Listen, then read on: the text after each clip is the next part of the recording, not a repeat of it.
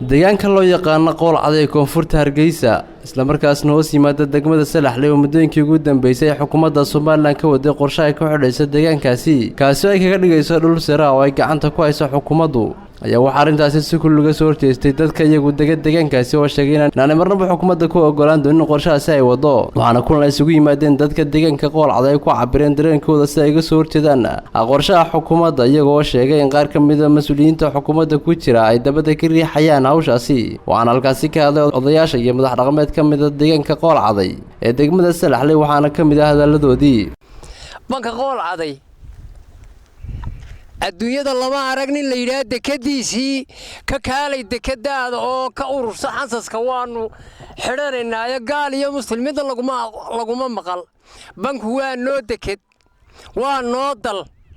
waa noo duunyo ninka yiraahdo maanta bankii waanu xidhaynaa waa nin bankan aan waayihiisa ka warhayn waxa leeyahay كرر أو أبارتها شوق أو إلى يوم الدين تكنا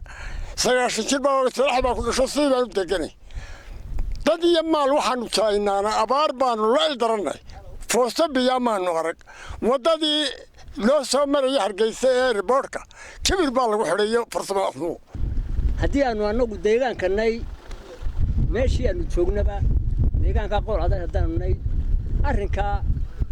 هذه أضمن وحنا dadka qofaalku uu kacaya uu kici jiray maanta ma jirto umada halka taagan waxay degan tahay banka hadii maanta la xidho meel aliyaala meel ay u kacdaa ma jirto nidaamka waa la xidhayaa waxa ficneed inay ka horeyso umada sida loo oranayaa waa ka ficneed inay ka horeyso halkan dambaa naga soo gashay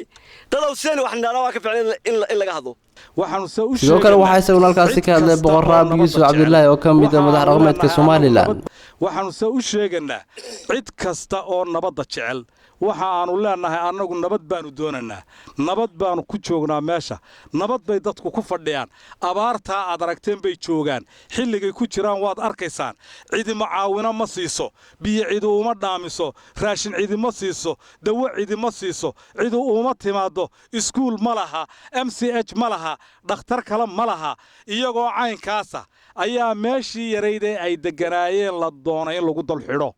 maanta in lagu dul xidho aqbali mayno annaguna aqbali mayno iyaguna aqbali maayaan wasaaradda xanaanada xoolaha Soomaaliland oo arrintan khusayso aan isku daneyn wax ka weydiino ayaan inoo suuro gelin aan la kulano mas'uuliyiinta ugu sareysa wasaaraddaasi